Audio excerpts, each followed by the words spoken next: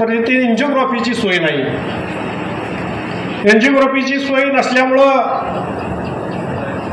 आणि दवाखान्याची परिस्थिती नसल्यामुळं अशा लोकांचे खूप हाल होत आहेत. तर आपण पंढरपूर उपरुग्णालयाला एक एंजिओग्राफीची सुविधा करून द्यावी. आणि इथं बऱ्याचशाच महाराष्ट्र शासनानं सुखसुविधा दिल्या त्या, परंतु त्या ठिकाणी स्थानिक 24 तास काम करणारे डॉक्टर इथं नाही आहेत. आमची खूप दिवसापासून मागण्या आहेत की इथं जे डॉक्टर येत आहेत ते आपल्या दवाखान्यातल्या बाकीच्या ओपीडी बघून नंतर येतात. तोपर्यंत इथं पेशंटचे खूप हाल होत आहेत. डिलिव्हरीचे जरी पेशंट इथं आले तरी त्यांना बऱ्यापैकी आम्हाला काही सुविधा नसल्यामुळं सोलापूरला रेफर करावं लागतं. आरोग्यमंत्री आहात आणि पंढरपुरी रोज 1 लाख भाविक येतात.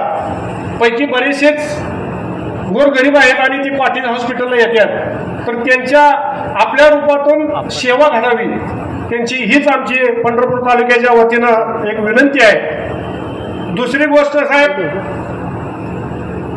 आज आपण इथं स्टेजवर जर बघितलं तर बरेचसेच लोक आपल्याला इथं दिसत नाहीत.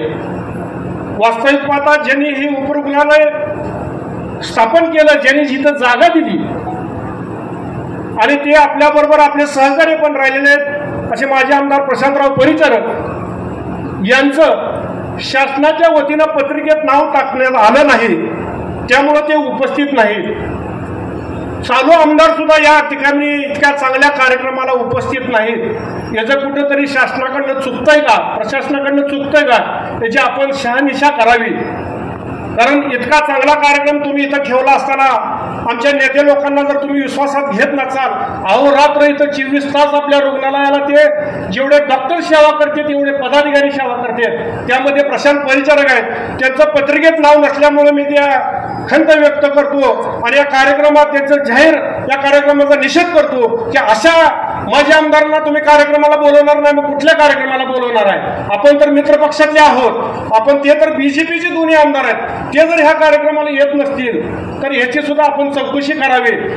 दुसरे त्या ठिकाणी घेतो त्यावेळेस स्वतःचा वैयक्तिक मान पान अपमान हे सगळं विसरून जनतेच्या भल्यासाठी त्या ठिकाणी आपण जायला पाहिजे. हे तुमच्या नेत्यांना सुद्धा माझी कळकळीची विनंती. ह्याच्यामध्ये कुठलाही दुजाभाव नाही, कुठलंही पक्षीय राजकारण नाही. ज्या वेळेस संपूर्ण महाराष्ट्रातनं ज्या फायली माझ्याकडे येतात आरोग्याच्या बाबतीतल्या त्या फायली तात्काळ, मग हा राष्ट्रवादीचा आहे का, तो काँग्रेसचा आहे का, तो बीजेपीचा आहे का, तो शिवसेनेचा आहे, तो आरपीआयचा आहे का, तो आणखी कुठला आहे, हे कुठलंही न बघता आरोग्याच्या व्यवस्था माझ्या 12.5 कोटी जनतेला मिळाल्या पाहिजे एवढा ध्यास घेऊन त्या ठिकाणी मी कुठलाही पक्षीय मतभेद न करता त्याला मंजुरी देतो. आणि त्या आधारे लोकार्पण किंवा भूमिपूजन लोकांच्या हितासाठी घेतलेला ध्यास याला जर कुणी त्याला नख लावत असेल अशा गोष्टीचाही मी ह्या व्यासपीठावरनं सगळ्यांच्या साक्षीनं निषेध करतो. आज